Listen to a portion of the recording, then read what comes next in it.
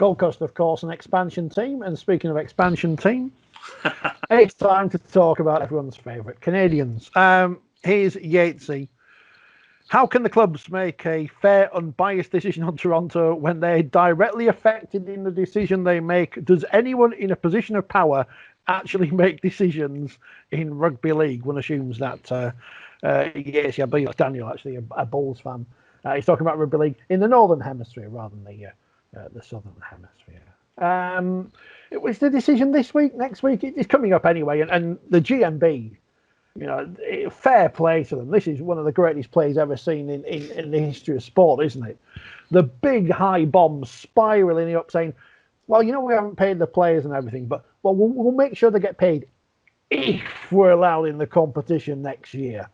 Brilliant piece of work from the unions there. It's like going back in time. Do you think they'll have any bearing on the decision, John? That really badly worded press release. Look, it's a compelling argument that let us back in so we can pay the players and the staff what they're owed. Otherwise, they won't get paid. I mean, you'd be pretty heartless not to think of that. I mean, I'm pretty sure there's a lot of evidence of David Argyle saying, "I'll honour my obligations," which obviously shows what his promises are worth. Nothing. But just on the bit, no, it's probably not. It's not fair that the clubs get to make the decision. But that's where we're at. I mean, we probably do need a commission in this country. I thought about writing a piece along those lines. You could have a commission of people running the game who aren't kind of connected to certain clubs. I'd nominate Mr. Kaplan. I think he'd be a good commissioner. There's a few other people I'd suggest, but there's massive conflicts of interest there, just like there is all across rugby league. Like when you have Eric Perez, chairman of Bradford, while he's running Ottawa, and other such instances. Mark Sawyer running Bradford while he owns Dewsbury. Should I keep going on? Yeah. I think strip this back. There's a bigger issue at play here. Toronto are the latest manifestation of expansion. We're 125 years into the sport, and we don't really know what we mean by expansion. So now is a very good time, probably 124 years too late, to decide what goes with expansion, what resource goes with it, does relegation go with it, does the future shape of the sport go with it, all of those issues that we tend to either fudge or decide as we go along. Now is a very good time to set out a template. The other thing that seems to be going on in the background, and clearly I am not a news journalist, it's what you pick up sometimes from just nuances when you speak to people, but who actually does make this decision? A lot of conjecture is that it's going to be the other clubs in Super League that are going to decide the fate of someone coming into Super League.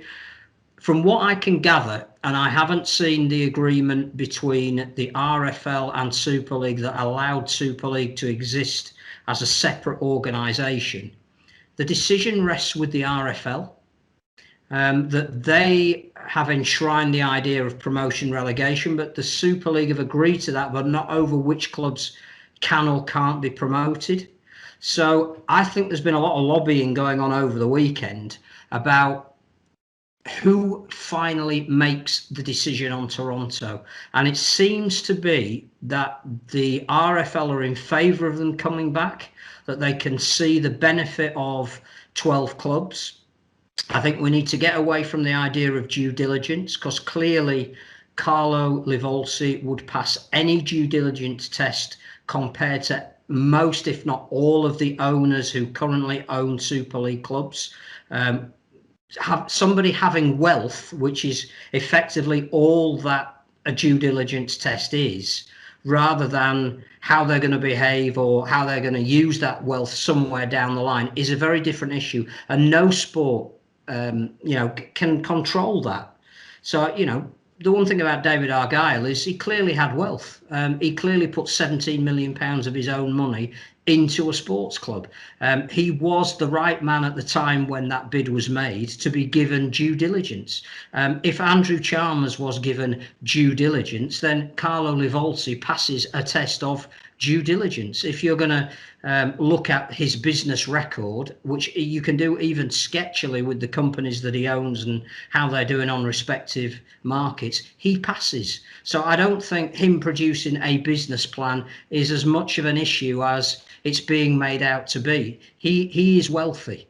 He can fund that club if he is in Super League, which I think is his major demand. Now, whether he gets money as part of the television contract, that's for the game to decide, because it's got to decide what it means by expansion. I think there's a political storm brewing between who will make this decision. Is it the RFL, who I think do back Toronto coming back with some assurances? Is it Super League, some of whose members do not want Toronto back because of the expediency of their position? I think it's got a fair way to go yet, and it's not quite as simple as a vote of Super League clubs. The plot thickens. Here's nom de plume. Beyond the basic yes/no discussion about Toronto, what about the ramifications of a no vote? What happens next with Ottawa? Mini licensing. Who pays the creditors? Well, you know, they're a Canadian business. It's not relevant to us who pays their creditors. But what happens if whoever makes the decision says, that's your lot, Toronto, you're out?